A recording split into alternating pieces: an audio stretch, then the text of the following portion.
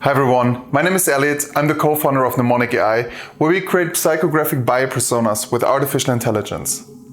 This is the second edition of Persona Myth. Last time we talked about how important it is not to include human bias in your persona creation, about whether persona creation is very time consuming and costly and so on. This time we will focus more on the importance of data. So let's get started. So let's continue with myth number 5. There is not enough data to create personas for my product. If you just invented a suit that can make you fly and invisible at the same time, yeah, you might be right. It might be very hard to find data about that. But if you have an existing product, or if you have competitors in the market with a similar product, you should not worry about the lack of data. If you follow a concept of social listening, if you visit blogs, review pages, and so on, you will find sufficient data about your product or about a similar product. And they will help you to create and generate the insights you need to build those profound personas. Myth number 6. The more data, the better the outcome of the personas. It is a false assumption. What matters is the data quality. If you compare, for instance, 1 million social media posts that only contain emojis and sentences that really don't make sense, it is often much less worth compared to a proper survey of, for instance, 1,000 prospects.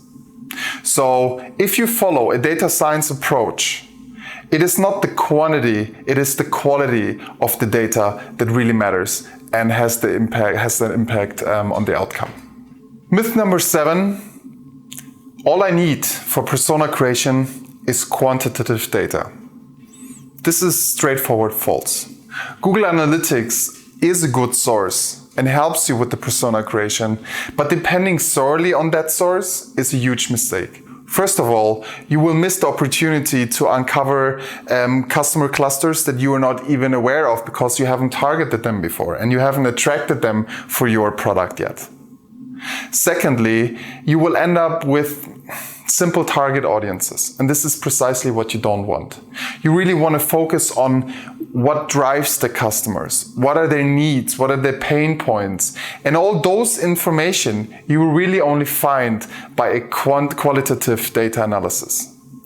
Sources for a proper qualitative data are surveys, are review sites, are blogs, are social media, even though that, as you know, many people have the tendency to speak pretty negative on social media. So you need to try to be very objective when you analyze that data. But nevertheless, qualitative data is the core of persona creation. Myth number 8, persona creation is a one-time effort. Again, this is false. Many organizations create personas once. And we see organizations where they have personas in place that are 3, 4, 5 years old. The reason for that is because it took them so long to create them. It cost them so much money. But using outdated personas is as bad as creating personas just based on assumptions. It is important to monitor the market frequently, to update the personas frequently, and always to continue to listen what your customers have to say and feed those informations back to the personas. Only then you can ensure that the personas that you work with are useful, that they have the insights you need to build a proper customer centricity within your organization. Myth number 9, persona creation is a marketing endeavor thing. Not really. Personas are so powerful throughout the organizations.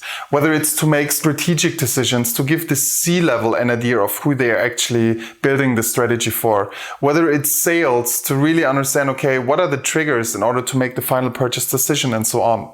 So persona and their creation process should be a holistic endeavor.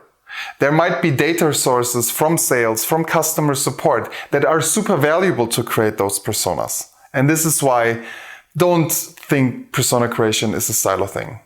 Try to find different departments with proper data sources that you can use and enrich the persona creation process. Myth number 10, the more information a persona contains, the better. Once you figured out where and how to extract insights about your clients from the different data sources, you might be stunned on how much insights you suddenly have at your disposal. But just because you have them, it doesn't mean they're useful.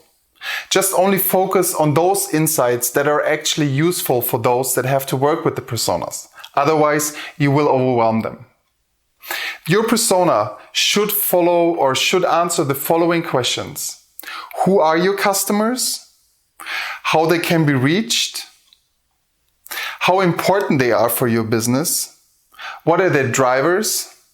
And what are they feeling?